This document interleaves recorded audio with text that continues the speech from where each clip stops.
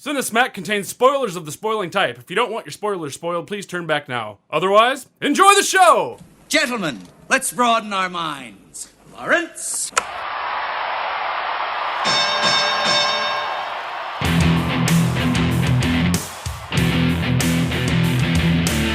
Ladies and gentlemen!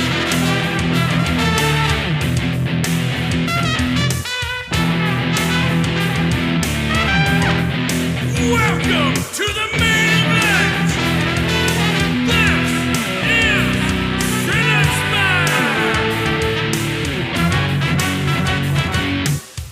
And the winner is...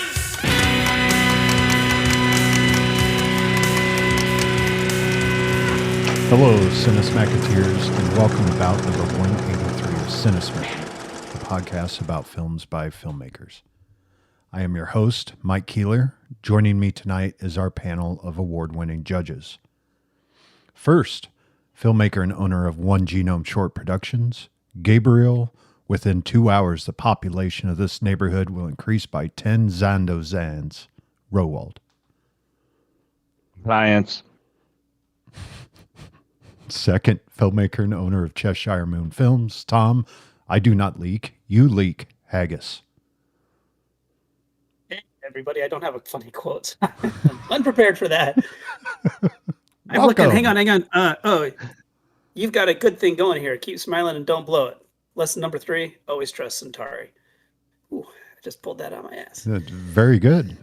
Third, Thank you. writer, actor, and director, Kyle, me, and my, how did you put it? Strange sexual urges aren't talking to you anymore. Fine. Ooh. Well, now, that all depends. Do you want new Coke, classic Coke, crack rock, free base, Fent, lean, or purple drink?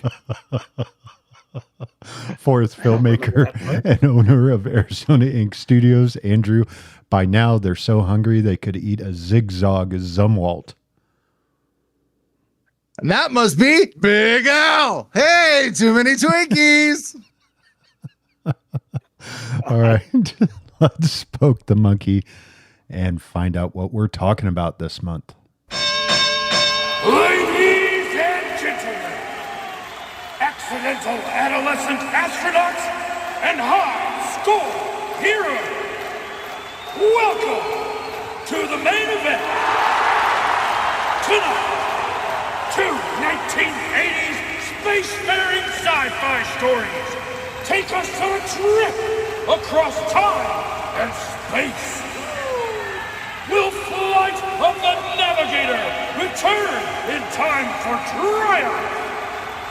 Or will the Last Starfighter finish in first place? In the first quarter from 1986, written by Mark H. Baker, Michael Burton, and Phil Joannou. Directed by Randall Kleiser. Story, Cliff DeYoung, Paul Rubin, and Joey Kramer. Flight of the Navigator. In the second quarter from 1984, written by Jonathan O. Petul, directed by Nick Castle. Story, K.E. Cuter, Robert Preston, and last guest, the Last Starfighter.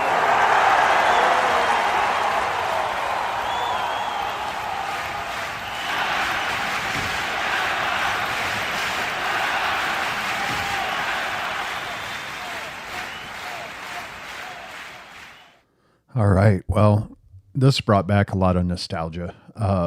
Just watching these as a kid in the theaters and then watching them over and over again on HBO and Disney Channel. So I can't wait to see what you guys think about all this. So let's start our first round, which is writing. Well, that's me. Okay, so this may surprise you as a child born, or as an adult who was a child in the early 80s. I have never seen The Last Starfighter before. So this was my first viewing of The Last Starfighter. However, Flight of the Navigator was probably my favorite film as a child, and I've probably watched it 24 times, maybe more. I don't know. I've seen the movie a lot. And so I'm going to kind of get to the chase here and we'll talk about writing. But The Last Starfighter has, I think, a very interesting, cool premise. I don't know if it was done before in any other film. It has since been copied by books and other media now that use this game or puzzle or some sort of test of skill that is actually a recruiting tool for a government agency, an alien resistance, some intergalactic war. Lots of things like this have happened since this movie. I'd be interested to see what the history of that is. As far as the conceit, the plot, I guess, and story of the film, it's very simple, but it's effective and relatable for people of the time when arcade games were a thing we were all doing obsessively. At least I was, and people I grew up with were. So I like that. The idea of the war, how they got into it, Centauri, his co-pilot. I mean, some of that stuff is hit or miss here. You kind of have to suspend your disbelief. At first I was very skeptical of the idea of putting like a replicant of him on Earth, but it ended up being kind of a funny plot device. So I kind of liked it. A little more meat to the story, I guess, and a little bit of I don't know if you'd call it a hero's journey, but someone learning to do difficult, scary things. It also has some problems where the hero ends up being like the last one alive and capable of doing the mission against insurmountable odds and somehow still succeeds. So I don't know, you could call that a contrivance if you wanted to. Solid, good premise, so-so in its execution. Now, The Last Starfighter, I have amazing memories of this movie as a child. And it's scaring the hell out of me because of the aliens and me thinking like the voice of Max was really intense because I always thought Pee Wee Herman was a little scary to me. And The Last Starfighter has very little actually to it. I know there is a meme of like, hey, what happens in Indiana Jones movies if Indiana Jones doesn't exist? Like the movie still happens kind of the same way. This movie has that with its main character. Like the actual thrust of really what happens to the character has zero practical bearing on the world for anyone other than him. He has a memory of this. He ends up in the same place he started. Has a slightly better relationship with his younger brother and definitely is responsible for the death of an alien creature. Other than that, the movie is a bit of fun in the middle. It's actually much more, I don't know if I'd call it boring, but a lot less happens than I remember happening. The central conceit or mystery of the film, where he's been for 8 years, is very poorly explained. As he's told, I was doing analysis on this planet, and then they never explain what that analysis was, just that you can't deal with his tiny human brain, which is so fragile you can't send him back in time, but you can fill his brain full of star charts in a language he cannot speak or understand, and give him the ability to communicate directly with computers, but no time travel. Really weird. And also, when you scan someone's brain as a super advanced computer, why do you become dumb? That seems like the terrible design for something that's going to be flying your ships, picking up species. What happens if they pick up a mute creature and scan its brain? Then it can't communicate with anybody? It was very convenient for Paul Rubens to act like a teenage kid for a little bit. And this is be careful what you wish for nostalgia. When you watch stuff like let's take the He-Man movie that just came out. I loved He-Man. My favorite thing as a child. I ran around in my He-Man underwear and yelled, "I am the master of the universe," so many times. He still I had to does. light up. I still do. Nothing. There are some things that never change. And then I went back and watched the old cartoons from the 80s and realized I was a stupid child. To think these were entertaining or had any merit at all, I was an idiot. And I feel a bit like that with Flight of the Navigator. It's not terrible. It's very light on everything, except for a very brief musical interlude and Paul Rubens and a fat guy who stares at a ship, which is, I think that guy's my spirit animal. And I'm done.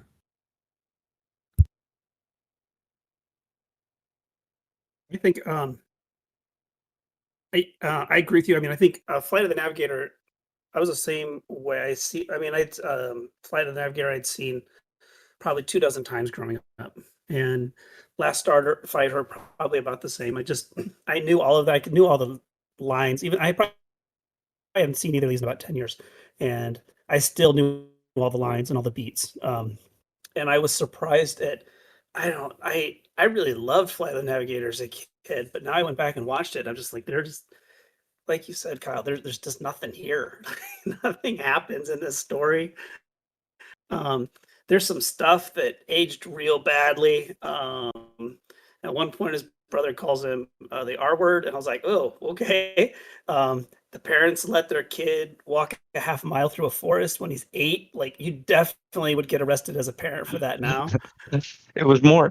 It was more than a forest. It was like a jungle. Like, where did they live? Yeah, it was like they the live in- Amazon. Pretty sure they live in Florida, but it did look like deep Amazon at a certain point. Yeah, it was Florida before Florida became the weird ass Florida it is now. But Are we sure about that? because this is before it was pretty. It seemed like a very nice place to be, but the I did like the way Flight of the Navigator leaned into like the stranger danger thing about kids getting kidnapped, which was a huge thing in the 80s. Like, as a kid growing up, you just assumed you were going to get kidnapped. Like, it was just, infancy, toddler, getting kidnapped, adolescence, adulthood. It's just the way we all grew up. And quicksand. A and lot so I more liked how they quicksand. kind of built I thought there'd be a lot more quicksand. So that was one aspect I thought that struck me this time, but there wasn't a whole lot else to it. The dialogue is really clunky in Flight Navigator. Last Starfighter, on the other hand, is probably what I would consider. It's like gamer porn. Like we've played video games and we know in the back of our mind this means nothing. I'm going to turn this off and the game is over. But didn't. What if there were consequences of what I was doing? Oh, hey, you're going to beat the high score, and the whole trailer park comes running, and it's like, oh man, wouldn't that be great? Everybody cheering me on playing a video game. Like, oh, that'd be the best. It also speaks to the life of the trailer park. It might really be the most genuinely exciting, most exciting thing that's happened there.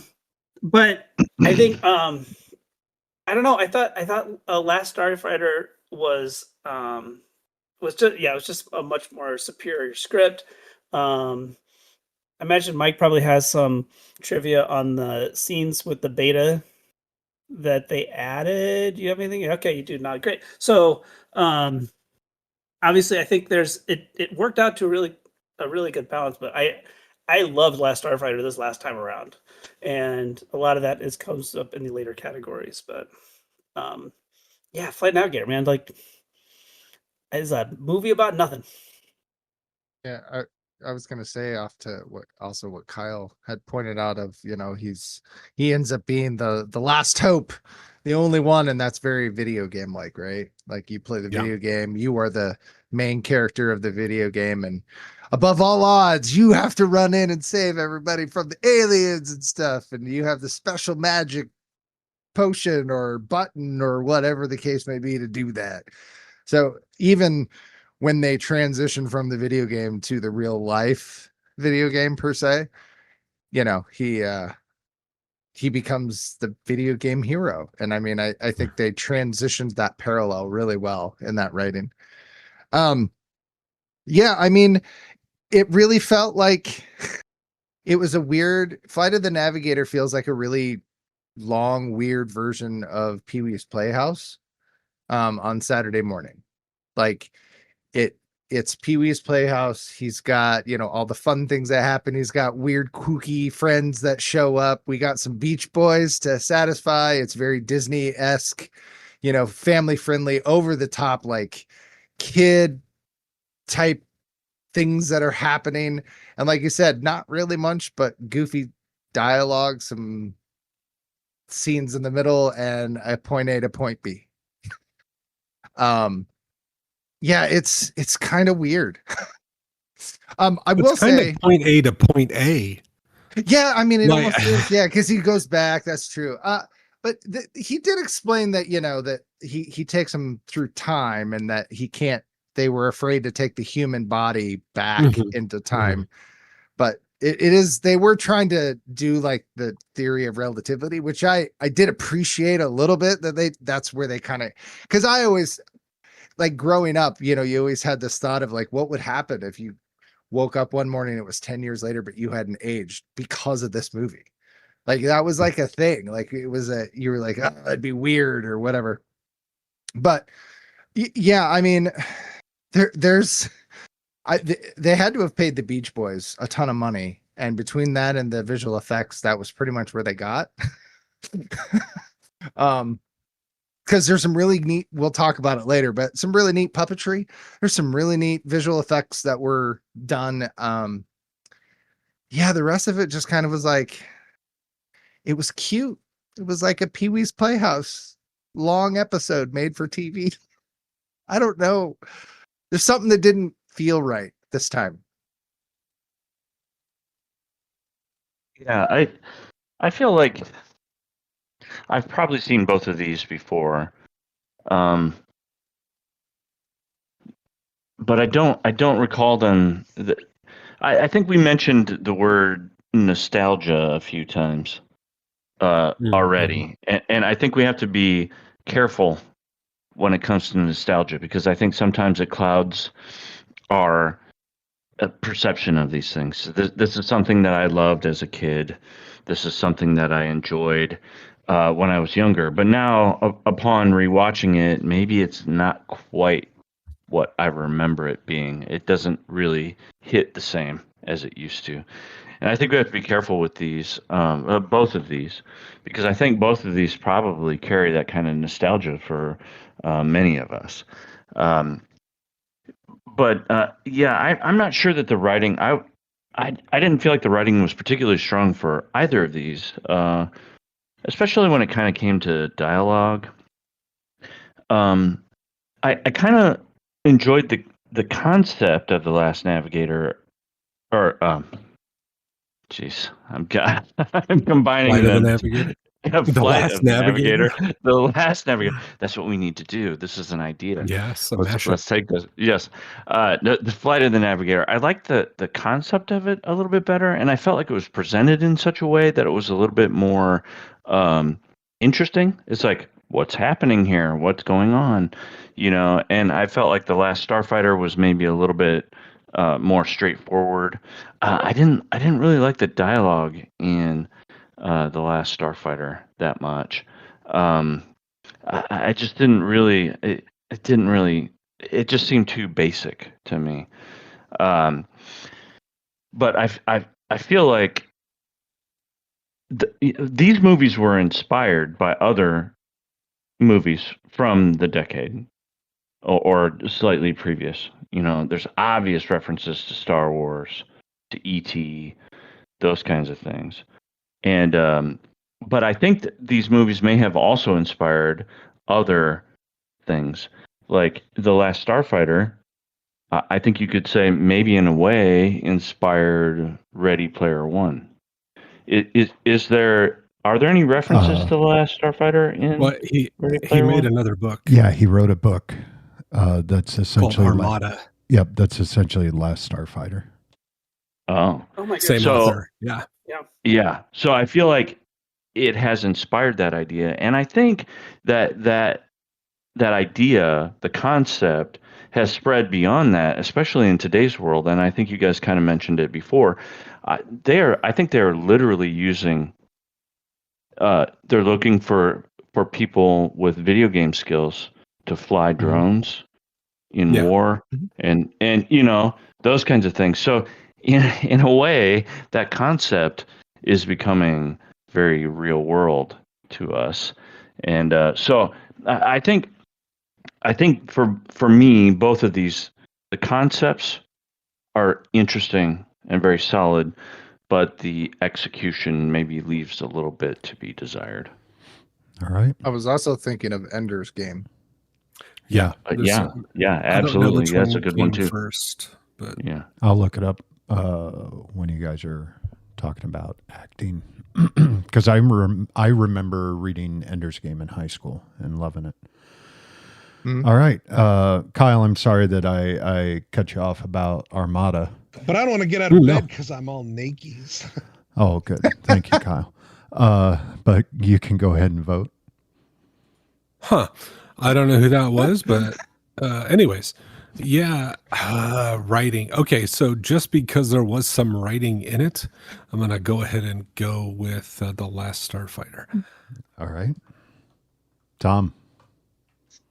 Yeah, I gotta give it to Last Starfighter. I don't know what Gabe's talking about. I thought the dialogue in Last Starfighter was fun, and there's some really good I bits don't in that. I know. thought. Okay, Andrew.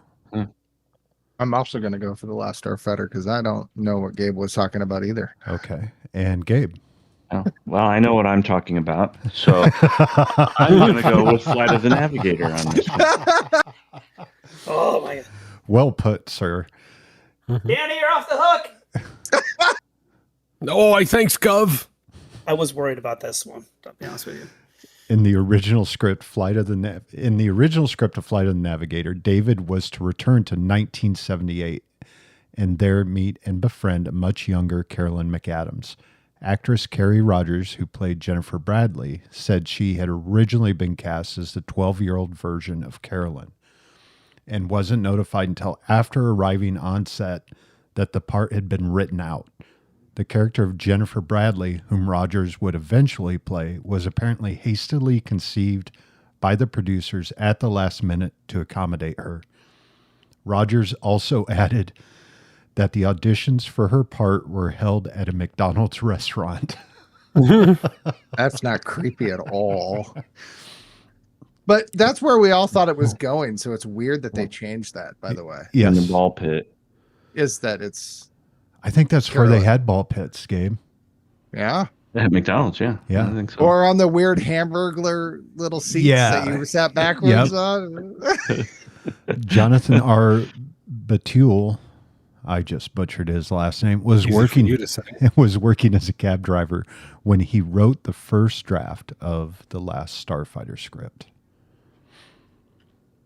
All right, let's move on to our second round, which is acting. Robert fucking Preston. Holy shit. How great is he in this? I think that's all I got. We can vote. He's the whole reason my dad loved that movie.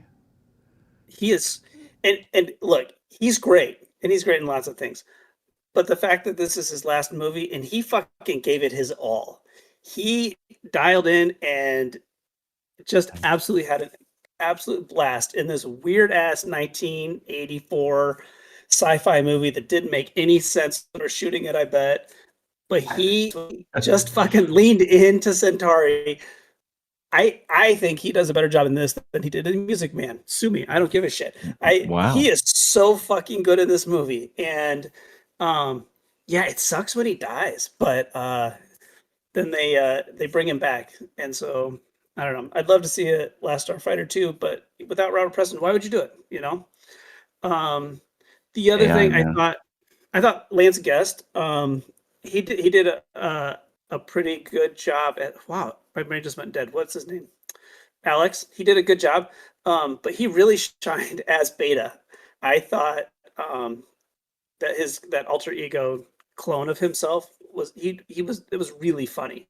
And there was enough of a division there between Alex and Beta, and I thought I don't know, it just stuck out to me this time watching it, how well he does in that other role that could be kind of forgettable. I think the acting in Fly the Navigator across the board was not good. it pains me to say this, but there wasn't really any good performances. Paul Rubens, I love him. I think he's the best, and he did what he had to do with the voice stuff, but I don't know. The people on screen were not bringing it, and I don't know. I can't tell you how disappointed I was watching it this time.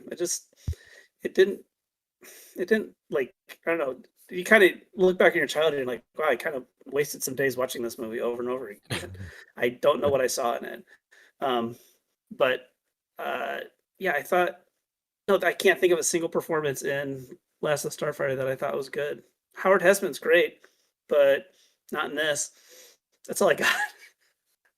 Yeah, he's good as Johnny Fever, is that his name? The DJ from WKRP? Yeah, he's great. And I like him as the FBI guy in Clue. He'll always be stuck in my head as that guy. He's so reined in Flight of the Navigator. I don't know, you couldn't make him a crazy scientist, but this isn't his strength at all. Yeah. He's playing this weird shade of evil where he's like driven by the desire for knowledge, which is weird. It's not like he wants like power from the aliens or whatever. He obviously is trying to figure it out, but he's like, I want to know the truth. It's like, okay, this is really weird. Maybe just talk to the kid instead of abducting him. It pains NASA NASA's the bad guy in this movie, which is a weird choice for the 80s. Well, no, not necessarily. Wasn't that this kind of the same thing in E.T.? The scientists that come in, I don't know if it was NASA. They weren't NASA though. Maybe they weren't, but these people, these scientists came in and they were like the bad guys, and they were like, This was at a time though when every kid's dream was to go to space camp. So camp. Yeah, putting NASA as the bad guy was kind of strange, but I guess you got to have one. It's like when we watched Sully and they made the transportation board the bad guys because they're like, a movie without a villain doesn't make any sense. And we were like, well, this doesn't work. But I don't remember NASA having this much security or that mustache budget. The amount of guys with mustaches on that base was unreal. Yeah. So let's get to acting. We talk a lot about kid acting being so much better these days. Light years better than it was back then.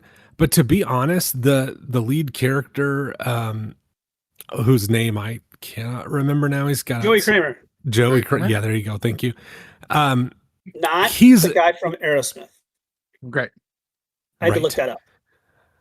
He'd have had a cool life. I mean, if that was him. That's like when you're a kid, you want to be the president and an astronaut. But yeah, he's an urban legend. That was an urban legend for a long time, by the way. He's not terrible. And he has a lot of scenes where it's basically just him. Mm-hmm. I mean, and that is not an enviable position for a child actor in the 80s because on average, you suck. And B, you have no one to act against except for not even a green screen probably at this point, like empty air maybe. Yeah, Paul Rubens sitting off screen. I doubt he showed up. Was Paul Rubens even there? Was it just probably not here? He also was not credited as Paul Rubens. I don't know if you guys noticed that, but he was not credited as Paul Rubens. Apparently, he chose not to be. Yeah, he didn't want people to confuse it with Pee-wee. Yeah, despite the fact that apparently he acts exactly like Pee-wee, talks like Pee-wee. I don't understand. Yeah. Yeah. You're right. Joey Kramer, he did have to do some scenes with Sarah Jessica Parker. Yeah. So I'll give him a little credit. I mean, there's Sex in the City brewing right there. Yeah. It was back before her face was frozen in place. And she could unload a little bit. Hey. The best actor in the movie by far is Ralph, who is so inconspicuous he can get in anywhere. This is really I think this movie's about the dangers of AI. We let Ralph in, and that really caused all the problems. But yeah, the acting is so serviceable, I guess, for the most part, and some of it's just bad in Flight of the Navigator, and a lot of them are either miscast or they don't have enough to do. But I give Joey Kramer credit. That's not an easy job to do. And I don't think he'd done much acting before. And I don't think he's done a lot of acting since. That couldn't have been enviable. Like, you're working for big company in those days, making a movie with, I mean, for the time, those are high-end special effects. Maybe we get that into more directing and but the special effects in Flight of the Navigator were very bad in places, but for the most part, I think held up okay compared to some of the stuff in Last Starfighter. But Last Starfighter, I agree with you too, Tom. I think the fun part of being the beta version was, being this slightly off version of himself who's also sort of an alien. I want to shout out Dan O'Hurley, I think, who played his co-pilot, who's also the big boss in RoboCop. He's like the head of OCP in RoboCop, which was great.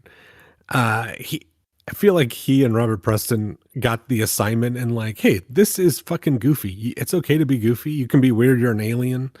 You don't have to act like totally human and go by our human conventions. But they seemed to really be going for it and giving it their best shot. I don't feel like anybody was like phoning it in or was completely terrible. It just was, it's not going to win any awards. But it is so wish fulfillment for a kid. Be like, oh, I'm going to be cool for playing video games. This is going to make a difference. This isn't a waste of my time and money. I mean, Last Starfighter, just the cast very much felt like a Disney movie.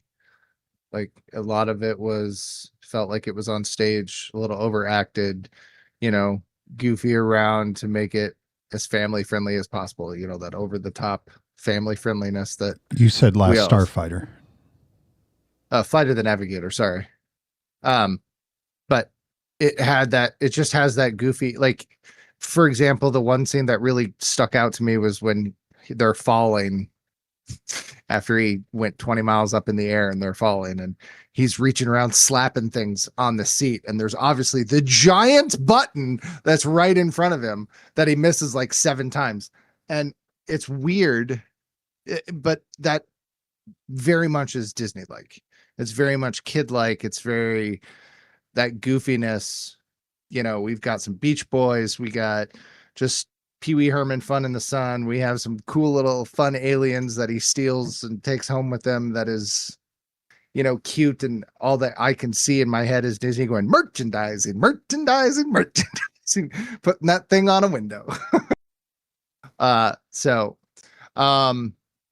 to the Last Starfighter, yeah, I mean, they obviously were having a good time. There ain't nothing wrong with a movie with Catherine Mary Stewart in it. Lance is I think he did that straight lace. I play video games and I'm a little weird and not the jockey guys that, show up in the truck and got lifted and all that stuff. And, he plays that adequately. And I would agree. I think the beta stuff is pretty funny. Yeah, I mean, nothing really jumps out. I agree. Robert Preston is phenomenal, and he always is. So I really liked his co-pilot. I thought his co-pilot was kind of fun. His laugh. Yes. Oh, Grig. Yeah. Yes. Yeah. And it's funny because that's the only thing I didn't like about his performance was his laugh. I didn't like his laugh. I thought it was a little weird. But yeah, I liked him otherwise. And they really had some great I think for that movie what they had was really great voice acting. They had really great voices for many of these actors. But for some reason, it's funny. Obviously we're on separate paths here. But I didn't. The one thing I didn't like about his performance was that weird laugh. It's like, why does he have this weird laugh? It made him seem almost kind of nerdy. I wanted to know why Lord Krill had the weird little snap into what his did that eye. do? And then I saw that. I'm like, slow. Yeah. Why? And I remember that. For some reason, I remember that from being a kid. Yeah. But one of the things that I wanted to know about the acting in these is like, what other things have some of these people done that we would know? Like him, Lord Krill, or whatever. Like, what else was he in that I would know him from? I have no idea. Do you guys know? Yeah, and that's the thing. It's like I feel like I know these people, You know, There's a obviously, there's a- you know, Robert Preston. There's obvious. I know him, but Lance, I mean, Lance has done quite a bit, but he did it while he was older too, and so, you know, you may not have recognized him. Maybe I don't know, but yeah, I'll take a look. But I feel like a lot of these people, like maybe it's that nostalgia thing again. I remember them from my childhood.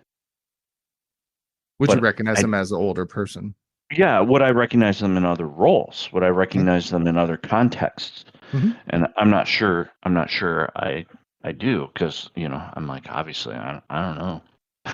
I don't know what else they've been in. there's a But, website you should check out, imdb.com. Yeah. They got yeah, It'll link all that And stuff you know what? together. I'll tell you what, Tom. I've heard of it. yeah.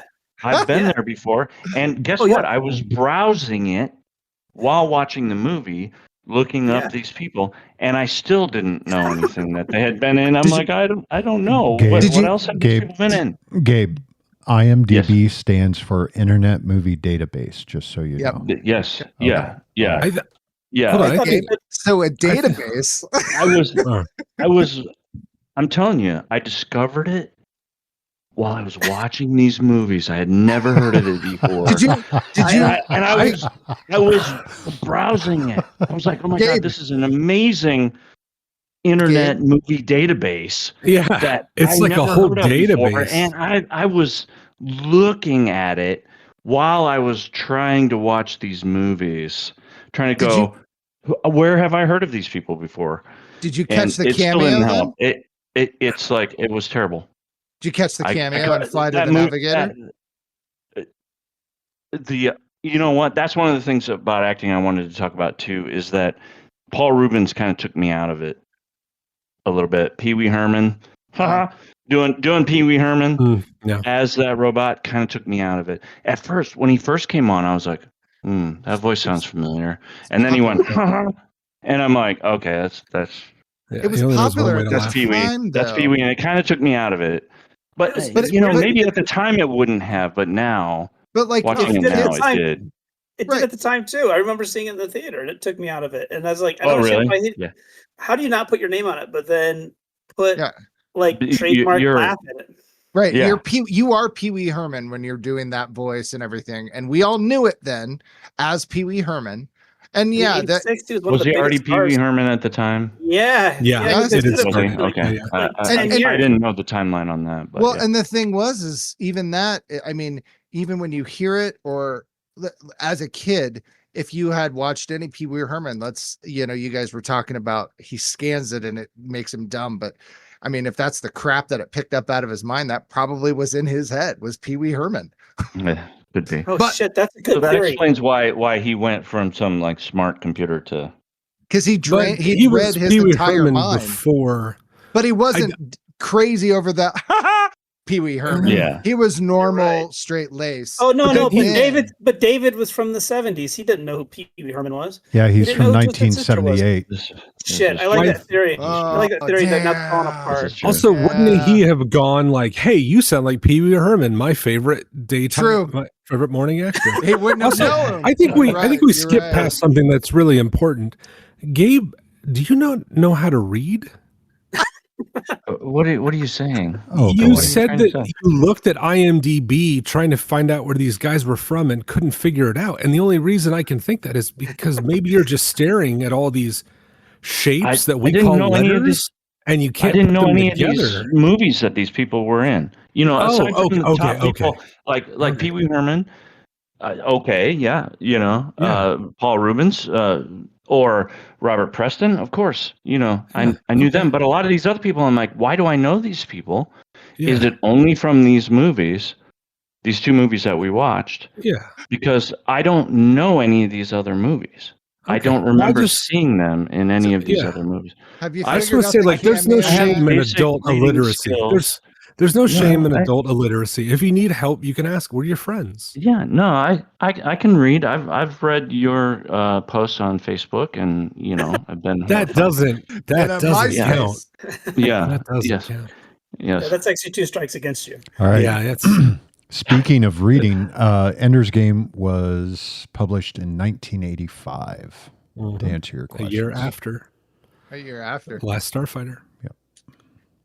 So We got a lawsuit. So Let's the do it one for big, him. the one big cameo Got it. in Flight of the Navigator was Will Wheaton. Oh yeah. But where was he? I didn't see him. I knew he was coming up, but I didn't see him. Where was he? He's Where was he? he's one of the little brother's friends that's playing in the yard with the sparklers and the slip and slide at the very beginning. And Did you- with that disappointing Okay, go news, ahead. let's move on to our voting. Tom. Robert fucking Preston. All right. Andrew. We're voting for individual actors now. Yep. Well, maybe I'm gonna vote for Catherine Mary fucking Stewart. Okie dokie. I Gabe. just was going. I felt like I parted the train. What was she? Yeah. Well, I didn't get to say how she reminded me. I saw her and I was like immediately smitten. Oh, She's Maggie. of course. She's Maggie. She's Maggie in Last Starfighter. She reminded me of Jill, and I was like, now Really? I know why. Yeah. Oh, yeah. Yeah. That's Yeah. She's got blue eyes, though. I think, right? But Jill has dark eyes. But yeah, that's not why I'm going to vote for it. But I'll go with The Last Starfighter. All right. And Kyle. Sarah Jessica fucking Parker Kramer Get out of here. versus You can't Kramer. possibly. Flight of the Navigator. How long did it? I'm not sure. We're not voting on acting skills. No. So were you? How long did you decide where to put the fucking in that? Were you like, Sarah, Well, I figured she had a Jessica 3 Parker? where Jessica Parker would make it sound like I wasn't going to do the fucking, so it was a bait and switch. That's what I went with. I thought about it. Well done. Yeah, well handled. Everyone on set loved veteran actor Robert Preston and said what an amazing experience it was working with him. But they all thought he was much older than his actual age, 64. He had been a heavy smoker for many years and unfortunately died only 4 years later at the age of 68. Oh, God, I thought you were going to say he was like 45. Yeah. I mean, actors back then, you could not tell. Right. It was Paul Rubin's idea to make the identity of the actor providing the voice of Max a mystery and was credited as Paul Mall, a play on his name and Paul Mall cigarettes. Didn't you ever hear what happened to Robert Preston? I know, right? And in a kids movie, why not make it about cigarettes? Cigarettes. Great. I don't. Now it's Have you rated. ever had a Paul Mall, Andrew? I have. No. I have Are too. they like Pee Wee Herman? No, they're like Robert Preston. Yes, and that glorious. Yes. All right, third round, directing. Oh boy. So I always like to look up other movies that these directors have done to see if I know any of them. So we're gonna start with Mr. Nick. Where do you look that information up? I looked it Tell up me. on this IMDb place. The It's Internet pretty Movie crazy. Database. Yeah. Yeah, that's crazy. Yeah. Yeah. Okay. Um, I'll look into that. You should. It's good. It's Yeah. especially for this podcast. Great information. Great. Yeah. information. Yeah. We'll see. The only movie I've seen from him is The Boy Who Could Fly, which he did 2 What? years later. Yeah, that's the only other movie I've seen that he's directed. Okay. I don't see. I mean, I recognize Major Payne and I recognize Dennis the Menace, but I've never seen either one of those movies. So Okay. I'm sorry. Did I just disappoint you in some way? There's huge gaps in your film knowledge. Like your lore of Hollywood is missing if you haven't seen Major Are you Payne. telling me you've never seen Mr. Wow. Wong No, I've never seen Mr. Wong. or Delivering So- Milo? How dare you? What Nope. about the sequel, Mr. White? Nope. Oh, okay. So yeah, I just was nothing that really had jumped out at me. I'm sorry. Huh. I apologize. Randall Glazer from Flight of the Navigator. Now he's done quite a few, like Honey, I Blew Up the Kid, Big Top Pee Wee, from Flight of the so Flight of the Navigator to Big Top Pee Wee. Maybe. Oh, I'm seeing it. Uh-huh. He also did Grease, The Blue Lagoon. He did It's My Party, and it turns out that Joey Kramer is in It's My Party, but uncredited, which I thought was weird. So yeah, so interesting, I guess, lineup of movies that I have seen from these directors. So let's talk about the Nick Castle with the Last Starfighter.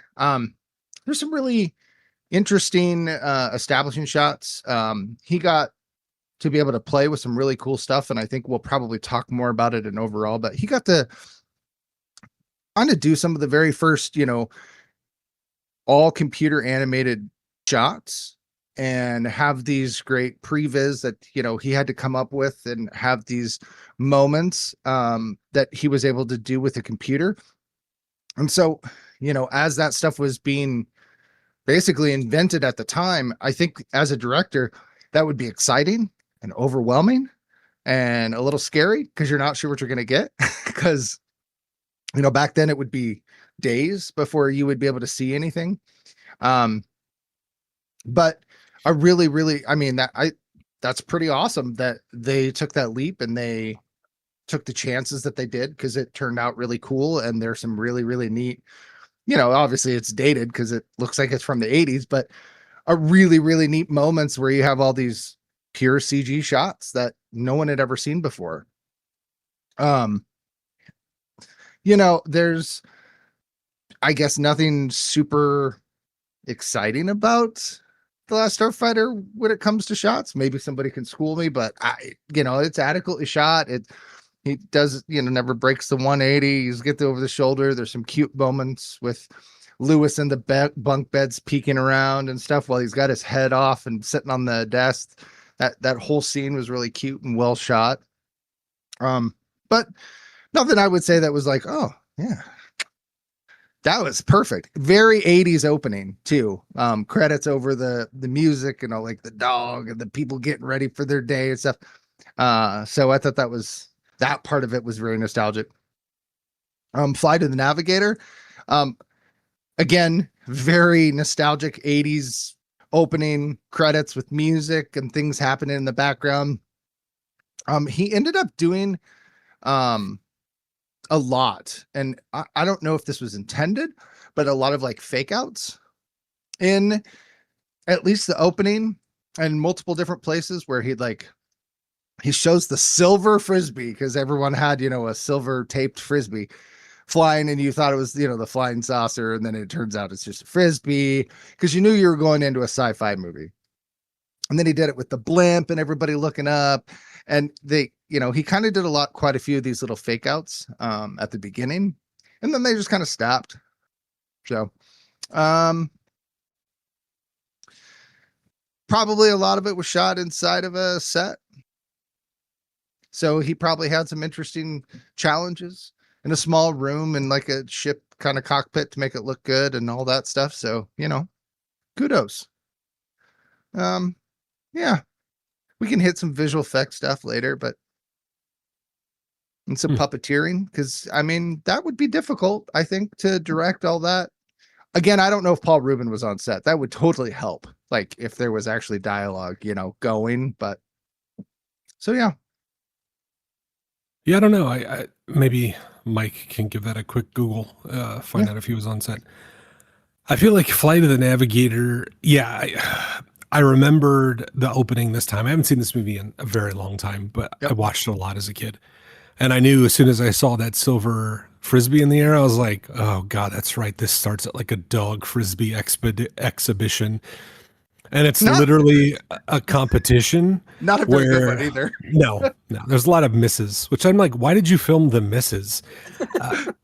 It's also Red Letter Media, a YouTube channel, very famous for doing like old Star Wars videos. If you don't know who they are, they do something. They like to talk about low budget movies. Sometimes doing something called Shoot the Rodeo, where they're like, "Hey, there's a rodeo in town. Bring your camera down and shoot it." It's like instant production value. Yep. And I'm like, did this guy just find out there was a dog frisbee competition somewhere and was like, "Hey, this is cheap.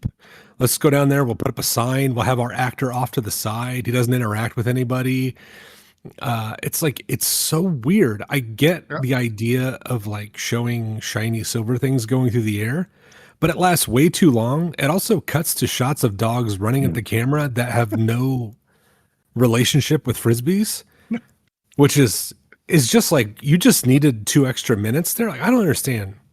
It's not very well directed. Yeah, It's not very well. it did go on longer than it needed to. Oh my God. Yeah. It was like, and then it doesn't really have any impact on the rest of the story. That's other what than I to mean. introduce you to his dog, which, by the way, I thought was going to play a much bigger role. I, for some reason, remember that dog having a much bigger role when I was a kid. This dog is barely in the movie. He learns to catch the frisbee. That's it. Yeah. Who cares? Beautiful dog. Right. Beautiful Yeah, There cute should have dog. It's a been beautiful more. Australian Shepherd. Yeah. I'd like to point out, though, that he falls into the ravine.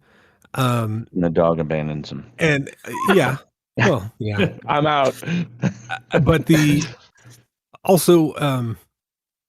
that is the most jarring transition I've ever seen in a movie. He falls into a ravine unconscious. It then cuts to a slightly different shot of him waking up where it's framed differently and his body is in a slightly different position. He stands up, rubs his head, walks home, and 8 years have passed. There's no indication for the audience that time has passed. There's no... Yeah, that ravine should have been developed into a... Yeah, why wasn't he plowed over and like buried in a car park in Tarzana or something like that? That should be like Eaten by an alligator. like a shopping to mall. He Florida. was By an absolutely... So I guess the assumption is that they dropped his body back in the same place 8 years later. But it looks exactly the same, which means someone has been maintaining it. Otherwise, it'd be overgrown, right? So someone is... I just would like to see 10 minutes of people cutting the forest around this child's body. Just nobody touch it. Nobody knows how it got here. He wasn't there. He wasn't there. I know. I just... It's... You have no indication of that, though, because it's literally one frame and then it goes to another shot. He wakes up. But they explain it all. But yeah. I know, I think but he there's wears no... I think he wears the same clothes. It for the rest of is. the movie too. Because it was He never instant- changed. That he had it on 8 years ago. It was. He was only gone for 4 hours. Yes. Yes. Well, right. He was Okay. gone for 4 okay, hours. but Relativity, whatever. The scene, you see him waking up, 8 years Okay, have well- passed. Don't watch Interstellar. It'll fucking kill you. I've seen It did. Interstellar. It I've did. seen Primer. I've seen all these movies. What I'm saying is this is a very terrible transition to time passing, but I will give it this. It goes into something that I think was like every kid, like latchkey kid or like only child like I was. The fear that you would somehow walk into a house and your parents wouldn't be there or it'd be someone else's house. That was captured pretty well. I was like, yeah, that'd be really scary to go home and like people who aren't your parents are there. But that old couple was pretty mean to him until he starts crying. And then they say, "Barbara, call the police." And then He's lucky he was up there just in a sitting room with his robot. listening to his, records or whatever. Yeah, it's pretty close to the old. thank God David didn't roll in 10 minutes later. Jesus. Oh yeah. Him and his wife are just banging it out on the bearskin rug. But I don't want to get out of bed because I'm all naked. Okay. Yeah. Again, don't know who that is. Last Starfighter is pretty, it's pretty averagely directed. I would say this, if you have CGI that is that uneven, don't do it. Use models because the shots where things look good, you go, oh, that looks pretty good. And the shots where things look bad, you go, were you out of money or did you stop trying because Are you serious? Yeah, it's pretty. Yes, it's pretty some of early, the CGI is very rough.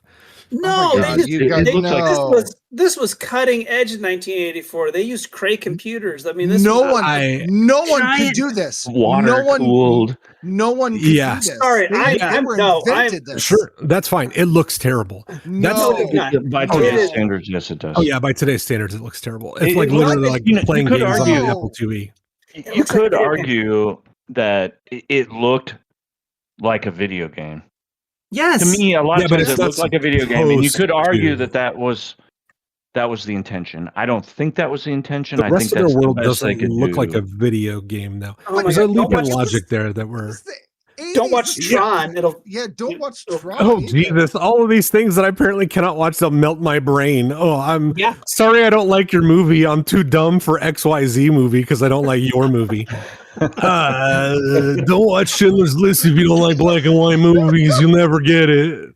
There was actually color back then, but you just Yeah, what's good? know. You know, you just put color in the Wizard of Oz. Don't watch that shit. Don't watch Saving Private Ryan. You watch Wizard of Oz. They're both the color. You won't get it. I understand. I'm just saying that don't compare it to today's computing power. No, because it but was here's the totally thing: different. some of the CGI looks better than other CGI I agree. in the movie. But if you can't do it consistently, don't do it. Half poor and half good. That reminds me, I'm watching a movie and you don't have the capability to pull off your vision or the time or effort to do it. Which movie are you talking about? I am talking about the Last Starfighter. Yes. Oh man, Yeah. there's nothing that's better than Flight of the Navigator. Yeah, I mean, it was No, what fine are you for talking what about? it It's a was. giant liquid walnut. That is the height of CGI. The stairs pour themselves down. I will say that looked terrible, but That the was idea. a computer. You know, that wasn't a I'm saying- computer. Yeah, I know. That's literally someone pouring mercury on the film. No, don't watch Snow no. White. You wouldn't get it. It's all hand drawn. It was No. drawn. It was Yeah, I don't drawn care. in stop motion. And drawn. Yeah. Yeah. Don't watch Sinbad. Don't watch Snow White. You wouldn't get it. No, that looked terrible, but I loved the steps, the floating steps, like the practical floating steps that were in place from. I thought those looked really cool, and I would love to have steps that look like that to like go into my house. You probably have to do it with like. It sounds like you've got an opportunity to do that right now. I do, yeah. I should probably just sue the company that built my house and then build my fantasy house for the. With liquid, I want metal liquid steps. mercury steps, please. Second, and all of a sudden I'm insane and nobody knows why. Well, I can walk up these mercury steps every day. Man, I love that you'd have to open with a contractor. Have you seen Flight of the Navigator? Yes, right. Well, that's how I explain my then you have job. to sit with them and watch it. Make sure they If do it had right. not. Yeah.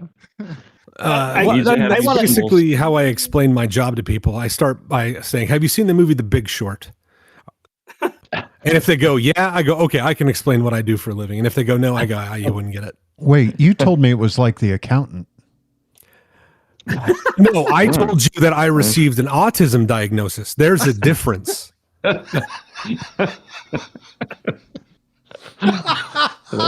Oh my God.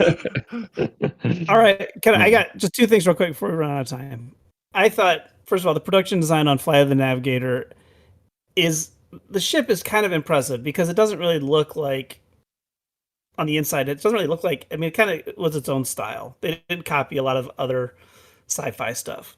And then the director choosing to use the dolly zoom when the ship changes shape into the long one, I thought was it's a really great move. I mean, it's a big, we've seen it since Jaws, but I thought like, oh, what a clever way of using that as being inside something that's physically changing around him. I thought that was really great. So I just want to say those two things about Flight of the Navigator. Still not going to vote for it, but I did like those two parts. I did love that ship. I still love that ship. I also love the Gunstar. Like the Gunstar is a great ship. Oh, the Gunstar's great. I mean, it's cool. It's cool. It's also a cool name for a ship. Yes. Yeah. I didn't really get to say a lot in this category. But, go ahead, Gabe. Say your piece. Just really quick. One of the things that I liked about Flight of the Navigator was the cinematography. I liked it better than the Last Starfighter. I felt like there was some good cinematography, especially when he was in that strange jungle near his house. I just thought it was more dramatic in many ways. So that's all I wanted to say. All right. Waiting for the predator to jump out. Yeah. The shot in Last Starfighter where he gets the letter and he goes out by the neon sign and the hotel, the trailer park's lit up and he's lit up. It's a really nice, really nice shot. That's good. Don't get me wrong. There are some nice shots in Last Starfighter too. And how that sign goes starlight, star bright. Mhm. Yes. Yeah, that's pretty clever. I'm on the wait list to get in there, man. That place is nice. Yeah, that's fancy. I like in the trailer park. Everyone's gonna know you too. I like that Flight of the Navigator had the balls in the mid 80s to hold a shot for several minutes on a fat, drunk hillbilly as a point of comedy. Like, what a ballsy swing in the 80s. No. Like, literally every movie did No, that. What do you think he got it's paid for that? It's the dad that gets out of the minivan. With Yeah, the it just khaki acts shorts, around him. with, with his socks pulled all the way up to his knees, his polo tucked in. Yeah. Like I was like, that's all in style. now. that is dad. Yeah. That was every dad in the 80s. I just right saw there. Tom last week, and that's what he does. Yeah, the amount of people wearing socks with sandals now is upsetting. My shirt is not tucked in. Don't show us your penis again. No. Is Donald ducking Oh, it? he does have. I got socks normal on. socks on. Tom is Donald ducking it. All right, Andrew, Oh, who would you like to vote for? The Last Starfighter. All right, Gabe. I think I'm going to go with the Flight of the Navigator. All right, Kyle. yeah, just to make Tom mad, Flight of the Navigator. It's not gonna make me. I'm not mad.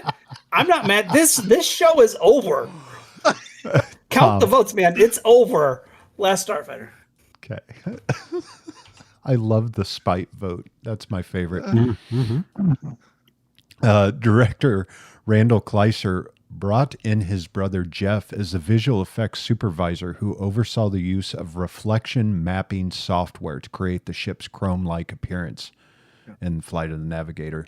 The result was one of the first successful examples of what would later be known as CGI, a full 5 years before the groundbreaking T-1000 of Terminator 2.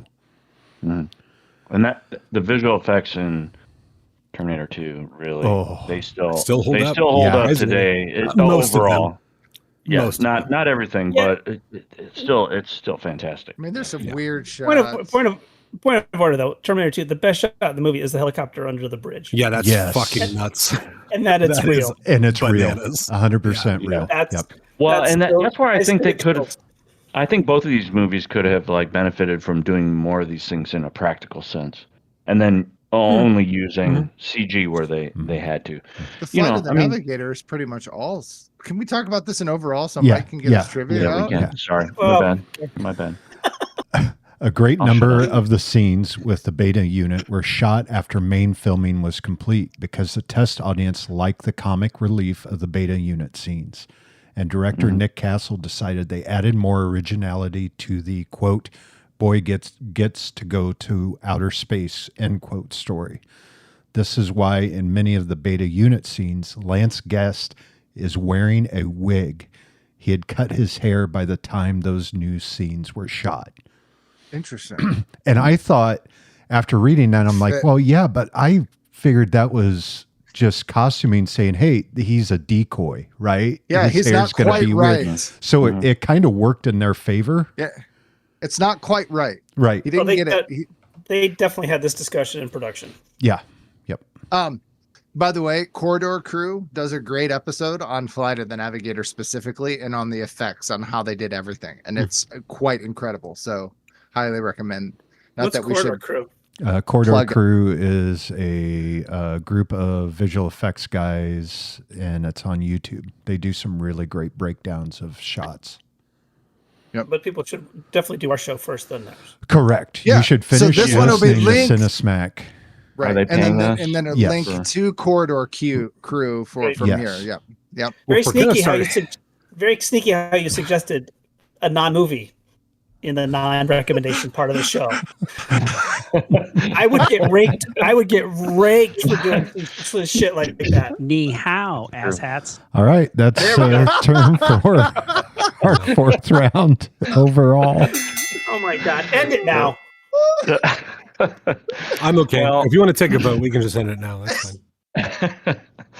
Well, I'm not sure there's much else that can be said about these movies, but I think we're going to still continue talking about them. One thing I wanted to mention about these is the director, Nick Castle, the director of Last Starfighter, directed a movie called Tag: The Assassination Game just before that.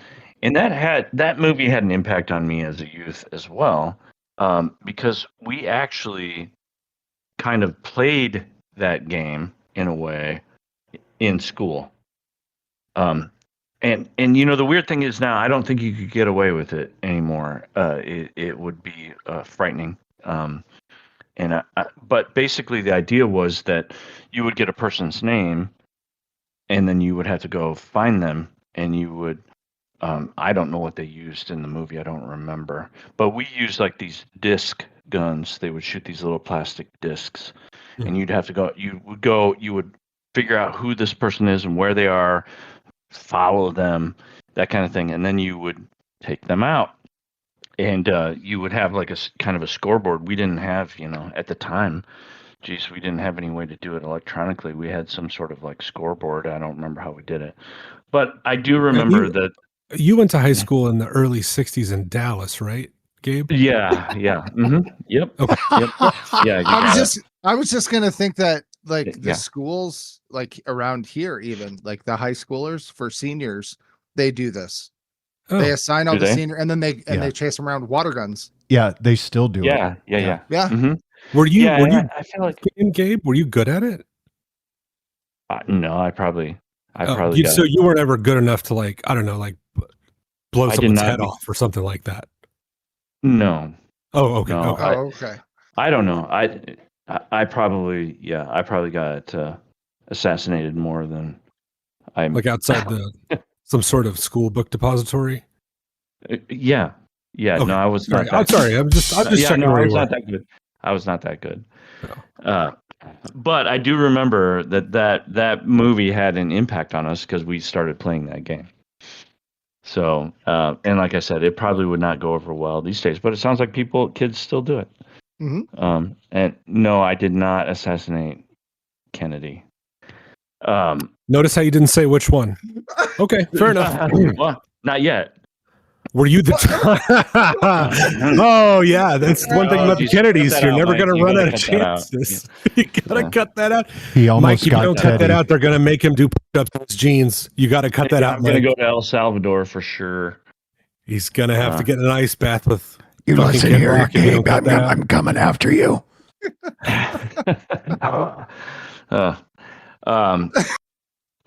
Anyway, this has gone way off the rails, but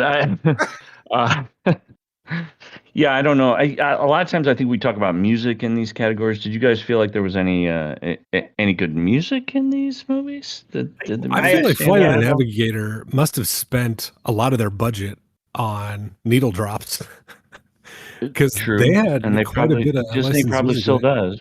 Yeah. I like to point I out. thought- I want to give Flight of the Navigator props for being so woke about Twisted Sister.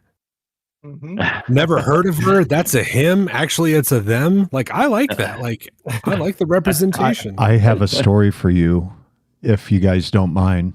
It can't be as good as Gabe going to high school in the early '60s and playing the assassination game in Dallas, can it? Definitely is not. But Okay. No. growing up probably right around when Flight of the Navigator came out, one of my friend's older brothers had a poster up on his wall they had taken out of a guitar magazine. And he asked me, he goes, "Are those girls hot?" I'm like, "Yeah." And he goes, "Well, they're guys." Poison? And it was Twisted Sister. Got you. He got you. So So, that whole part of that movie, I'm like, "Oh my God." Did that make you someone want is to watching impress that. Jodie Foster or? No. Oh, okay. No. yeah, I'm running out of. That was me I'm too. running out of- Oh Jesus, Gabe. Yeah. Well, I was inspired by the movie. Yeah. It Okay. was fun. She wasn't in I any of thought- those movies.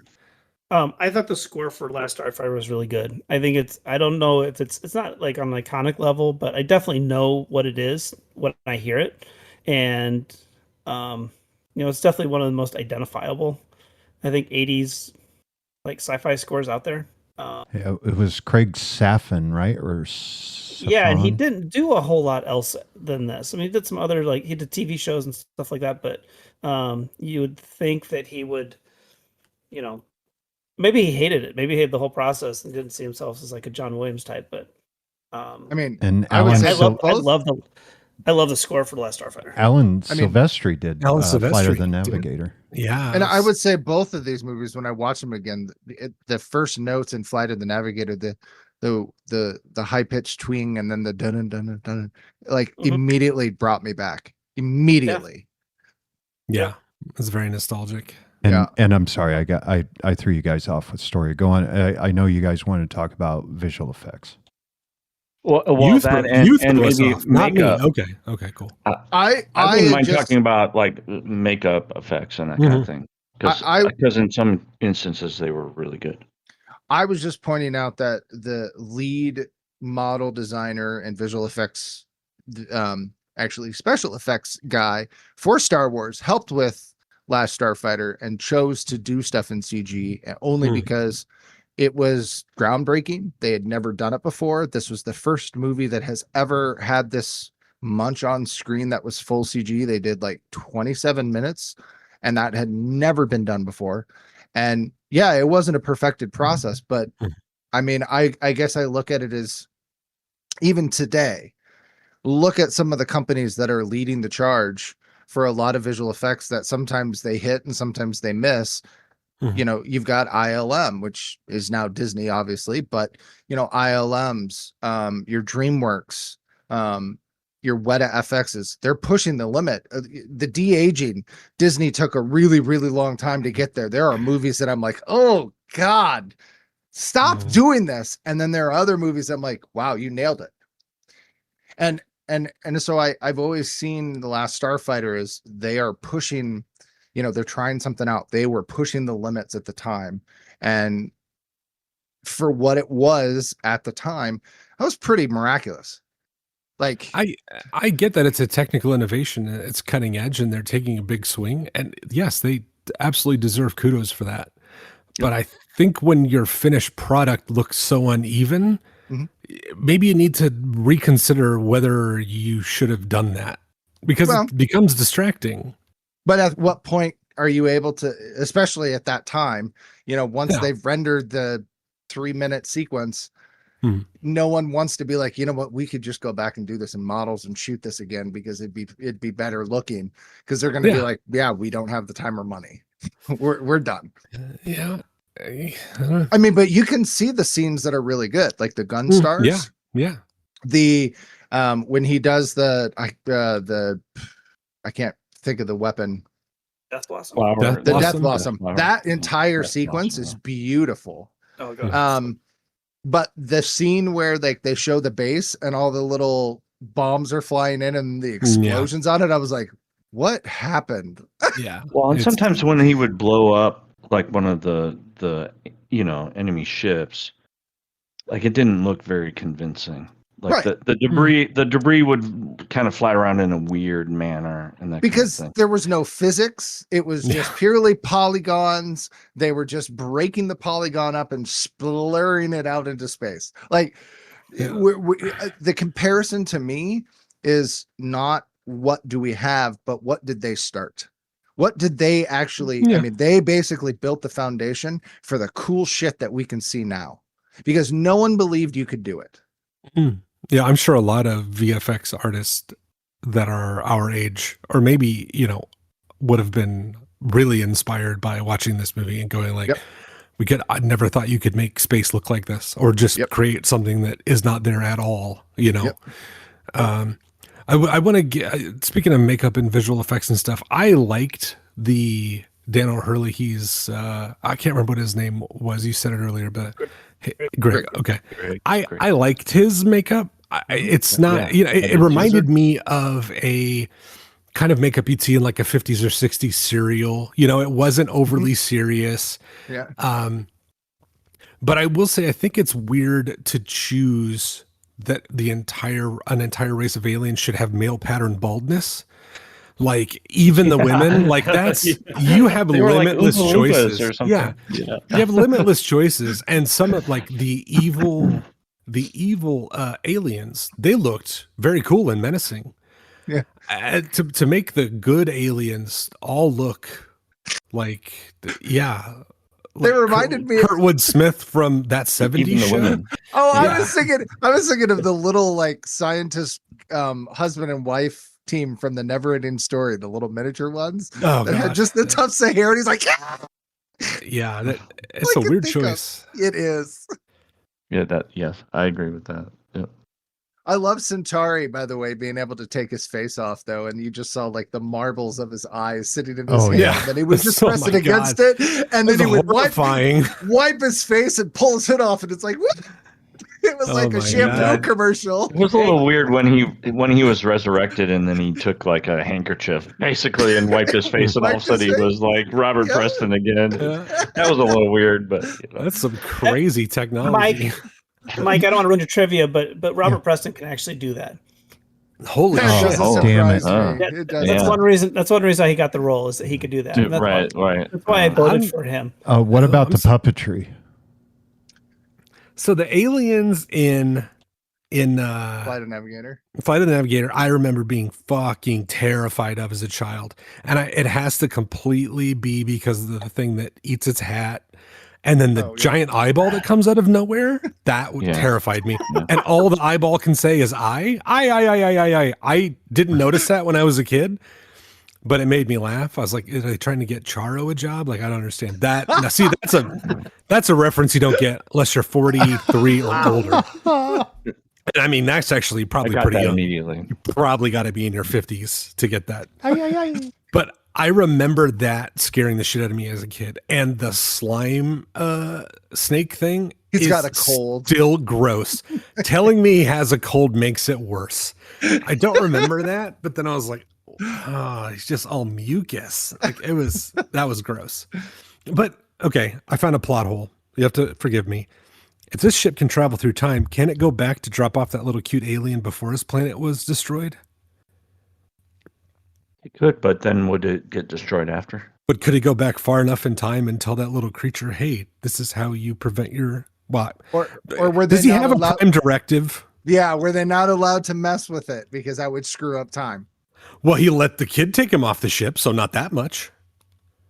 By the way, that alien's going to die a horrible death when they realize that he can't eat human food and they don't know what to feed him. He and was eating can't the mate. berries. He's fine. Ew, no way. He's gonna love Reese's. He's gonna love Reese's Oh, yeah. Pieces. Yeah. Imagine trying to take that thing to the vet. Where does he poop? He has the Yeah, one. Where nobody is he? knows. I mean, and we talk about the little alien puppetry, but I mean, you also have to talk about actually like Max's puppetry because Mhm. having in realism, terrible design for this arm to be on a rail because you'd have to have channels everywhere all over your ship to make that thing work. But in all reality, the puppetry and stuff of it, like it became a character where it was part, it emoted, it had moments where you're like, I know its personality. It had hands at one point, which I thought was weird that they did that once. And then like he never had hands again. I'm like, that would be really helpful. Why would you not do that? But so I thought that was actually pretty cool. The other thing I was going to say about the ship is I thought it was interesting that they came up with a way to actually do a full reflective surface like that without getting the camera. Yes. So talked that about was another My wife technique. and I were like, it's not completely reflective. Like it's a little bit matte Yep. and it has a lot of dark shadows. Until and I it was shifts. thinking, yeah, I was like, I wonder if they covered the camera rig in either black or silver reflect or something like that. I don't know, but yeah, that's bold to basically put a bunch of pseudo mirrors and then be like, yep, we're going to aim our camera at that all the time. I was like, yeah. From someone who's had to do lighting for stainless steel appliances, that is a nightmare, an absolute nightmare. But if you have 100%. a stage big enough, which I imagine they did, you can hide those lights a lot easier. Yeah. So Yeah, that, that's bold choice though. otherwise, yeah, the rest of it, with the ship and just some of the shape shifting and the way that they had actual practical props of the ship that they built, which I'm impressed with. That's a lot to have that kind of, but really cool that it's that physicality for people to be able to touch and do things with when it wasn't in. And then can you imagine being hired to do all the drone shots? Well, it wouldn't have been a drone. It would have been a helicopter. Yeah. And doing all of those shots and going through all that stuff. And yeah, I mean, that was pretty crazy. And I mean, even the space scenes looked relatively, Superman-y. So they must have learned something from Superman.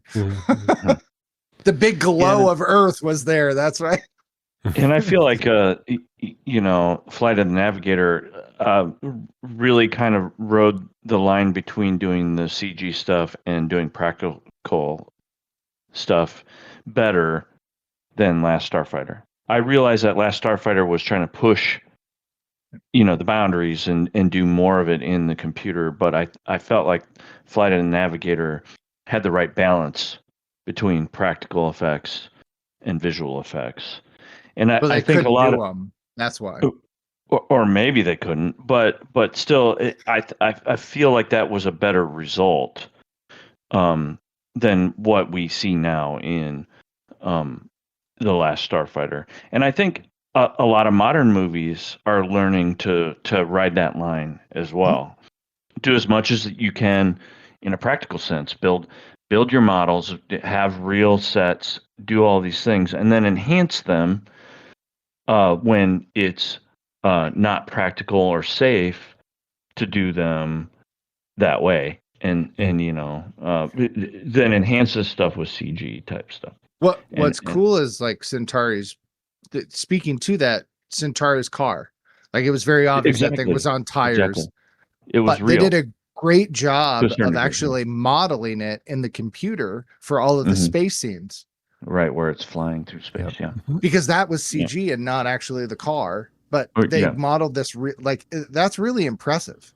And that's what I was talking about. There's like this blend of the two that makes it more believable. The Flight and Navigator stuff, the things they did they really couldn't do them well. So, all right, you guys have anything else you want to add to overall? I'm not sure there's much else that can be said about these movies. Thank you, Gabe. Yeah, I wonder how many cans of Doling spray they went through on the shoot. Because Doling spray, you can spray it, or Aquanet as well. At the time, it was probably Aquanet. You can just spray it on the shiny metallic surface, and it'll dull it, so you can not get sharp reflections. So I'd like to know what the budget was for those hot girls you liked in the 80s used a lot of Aquanet. Yep. And they all probably grabbed. I mean, they probably brought in Sarah Michelle Sarah Michelle. Oh, you guys are on first name. Yeah. First name, wrong name. brought her in and was like, "Hey, what do you use?" And they're like, "Aquanet." And they're like, "We can dull the ship down." Yep. Yeah, we used it for our potato guns. Oh yeah. Aquanet. Yeah. All right. That's probably illegal too. You're going to need to cut that out. Let's put it to a vote. Gabe. Oh boy. Overall, I don't know. I really enjoyed both of these movies. It's hard to vote for one over the other. I think I appreciated Flight of the Navigator more. All right, Kyle. Yeah, the sting of nostalgia.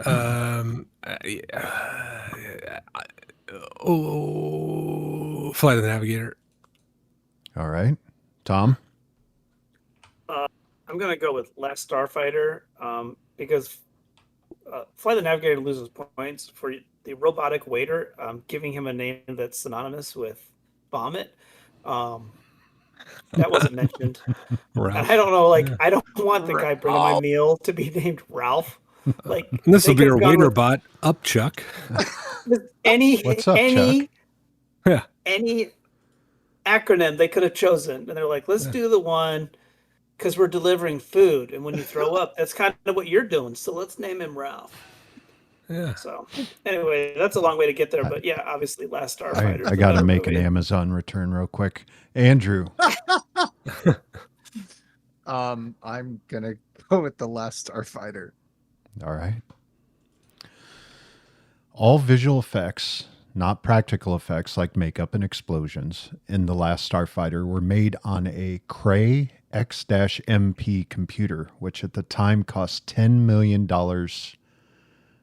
$15 million, which adjusted for inflation in 2025 comes out to be $32 million to $48 million, using 1983 as a start year. When this film was being made, not when it was released. Even in 2026, a fully functional one from that area sells between $10,000 and $50,000. There's one in Sneakers. Yes. I sit on it in Sneakers. Yes. And the amount of compute power in a Cray is now in the palm of your hand. That's right. I have the power. 34 years after Flight of the Navigator, Joey Kramer starred in the crowdfunding documentary Life After the Navigator in 2020 about the impact and legacy of the film and his life after he left his acting career. It was filmed a few months later after Kramer completed his time in jail.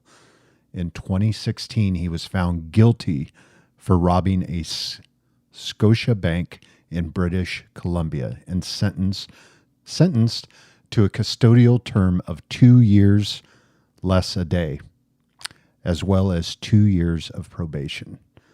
The dude robbed a bank. Child actor turning bad. That's crime. Yeah, What? that's bad. What? When did that ever happen? wow. I'm shocked. That's Shocked. new. Crazy. That Yep. must be the only one. Like, I've never heard that before. Yeah. Yes, the only one. That was like an outsider. Yes. We've Yeah. given them so much, and they just take.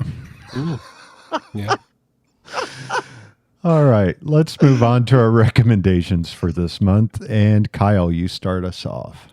All right. I'm going to start with a movie I just saw last night, and I told Mike he has to see it as well. It's a movie I have not seen anything like in quite a long time. If you like, I know it's not really correct anymore to call them like Hong Kong action films, but if you just like action films with a slight revenge plot and a ton of crazy ass action, a la think like The Raid, Hard Boiled, The Killer, The Raid Redemption, The Raid 2, you should see The Furious. It's a new movie, just came out, shot in 2025, just came out, and it is absolutely incredible. As the best final fight scene I've ever seen in a martial arts movie.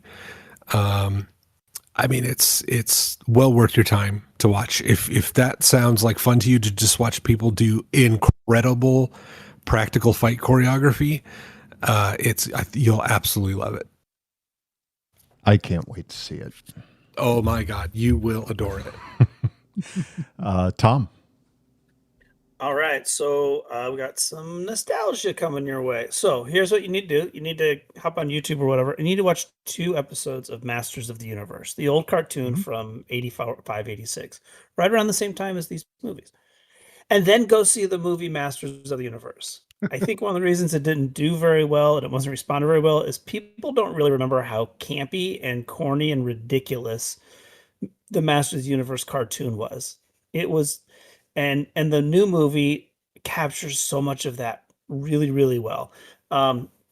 So like my son bought the entire series of Masters of the Universe on DVD, and we watched a couple episodes, and then we went and saw the movie, and it was such a cool experience. I told him, thank you for having me watch the original, because I did not remember them being this ridiculous and over the top. There's one episode in particular where there's a circus coming to town, and Skeletor wants to take over the circus and kick everyone out so that he can just watch the circus by himself. Like, he doesn't want to take over eternity or anything. He just wants the circus for himself. This is the level we're talking about.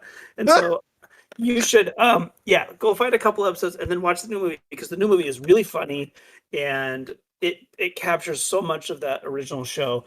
And and I don't hate to say this, but Jared Leto is the high point of the movie. He is really, really funny as Skeletor. I agree with you. He does it so ridiculous, and his laugh, and you don't really even know it's Jared Leto until the end of the movie.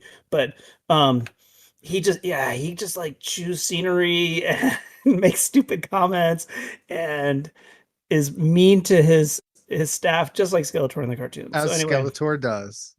oh my god, it was so much fun. I look forward to seeing it again. But yeah, go check it out. Good Camila choice. Mendez is in it too. Yeah, Who's she that? is. Camila Mendez. Camila Mendez. She is. Oh, she yes. plays Tila. Yep. She's very good. All right, Andrew. He is. Oh, Calm down, boys. Calm down. What I was going to do was take us way back to a little bit of nostalgia, about the same time as Flight of the Navigator and The Last Starfighter, even. My movie is wacky, crazy, a little out there, and probably the most weird movie, one of the weirdest movies that came out of the 80s that I know of, that ran for almost 2 hours, which I felt is a little long for this movie, but some weird music that came out of it. It has Leah Thompson, Jeffrey Jones, and Tim Robbins, and that's Howard the Duck. So it's a bizarre movie, but it's got some weird moments, and it's got a dude in a duck costume for the entire movie, and it's quite humorous. And there is probably the first time I've ever seen bestiality on the screen that was supposed to be a kid's family movie. Leah they were gonna get it on. So my mom and dad rented that. Oh, And we started watching it. I have never watched a VCR get unplugged from a TV because he couldn't figure out how to eject it fast enough. and you know He what? just, If you're a like, Marvel grabbed it. fan, Howard the Duck is actually a Marvel character. So, there you go. Oh, good pick. If you enjoy campy, horrible movies, Howard the Duck is it. Gabe. Yeah. So you were talking about Masters of the Universe. Do you guys remember Thundar the Barbarian? Oh, at all? absolutely. Yeah. Yes. You remember that? Yeah. I always loved that. That's not my recommendation, although I enjoyed that a lot when I was a kid, and it's one of those things where if I revisited it, I might be disappointed. The nostalgia effect, but I enjoyed that quite a bit. Like the Herculoids. Yeah, I was actually going to say that once Gabe was done talking. I was going to say I preferred the Hercules. The Herculoids. Yes, I remember that one too. Was that the one? Did it have a dinosaur that was kind of like a triceratops that Yes. Shot rocks out of Yes. its horns. Yeah. And it had I the remember that one dragon too. and Glip and Glop. Yeah. Yep. Yeah, maybe. Bleep and Glop. Captain- Yep. And Captain Caveman would play and pair with it. Yeah. Oh yeah. Maybe this should be my recommendation. Maybe I'm just gonna go with this. Hanna-Barbera cartoons. Yeah, No. I'm gonna go with Thundar the Barbarian. Go back to your childhood Tom. and watch that. Yeah, I'm just gonna roll with it. All right. I mean, it's bringing back fun memories. So You yeah, can tell we were Thundar the Barbarian. You can tell we were the generation raised on USA Cartoon Express because those were Yeah. all on that show. Yeah, Case guys. yeah, and I loved them. I don't know why, and they're very derivative. It's funny, they're very derivative of like Star Wars and that kind of thing. Because Thundar basically had a lightsaber. Yes. Yeah. And You know, his sidekick was essentially a Wookiee. was basically like Wookiee. it was basically Chewbacca. Ookla was his sidekick. Yeah, and he was basically Chewbacca. Yeah, and it was very derivative in some ways, but yeah. I enjoyed those. as a I kid. like So, that you know, with recommendation, I'm going to go Gabe. with that. I like I'm going it. to go with it. Mine is going to be from 1986. And this was a movie that was on HBO a lot. And it was actually made in Australia. and the original name of it was Frog Dreaming, and when they brought it to the U.S., they changed the name, and it stars the young actor from E.T., Henry Thomas, who, Flight of the Navigator kid. Joey Kramer said he had a hard time as growing up because people would think that he was Henry Thomas.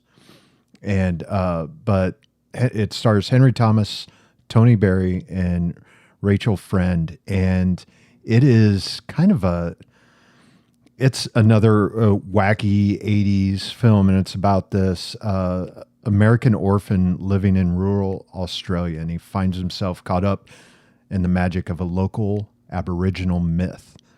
And I remember it distinctly. There is a steam shovel monster in the movie, and that's always stuck with me. So if you get a chance, if you can find it, check out The Quest from 1986. Interesting. The 80s were a wacky time for movies, guys. They were. A wacky time. Wacky. A good time. Good time. All right. Let's poke the monkey. Find out who won. Ladies and gentlemen, may I have your attention, please? Your winner by decision is the Last Starfighter!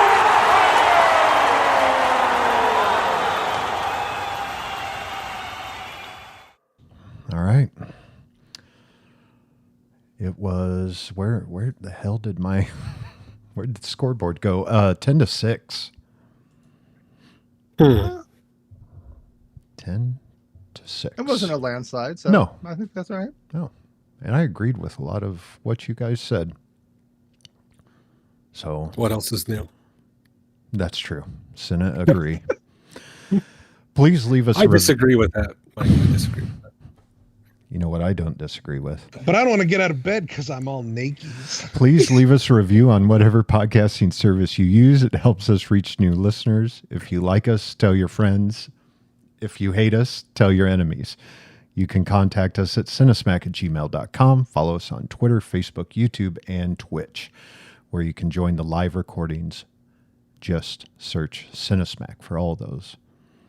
In July, we put on our sunglasses and square off against the three storms. It's They Live versus Big Trouble in Little China. I can't wait. It's going to be fun.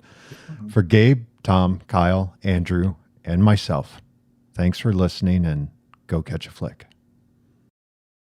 You did it! So I think the two movies now that are indelibly wet in my mind, and I can't separate them anymore, are Flight of the Navigator and David Fincher's crime masterpiece, Seven.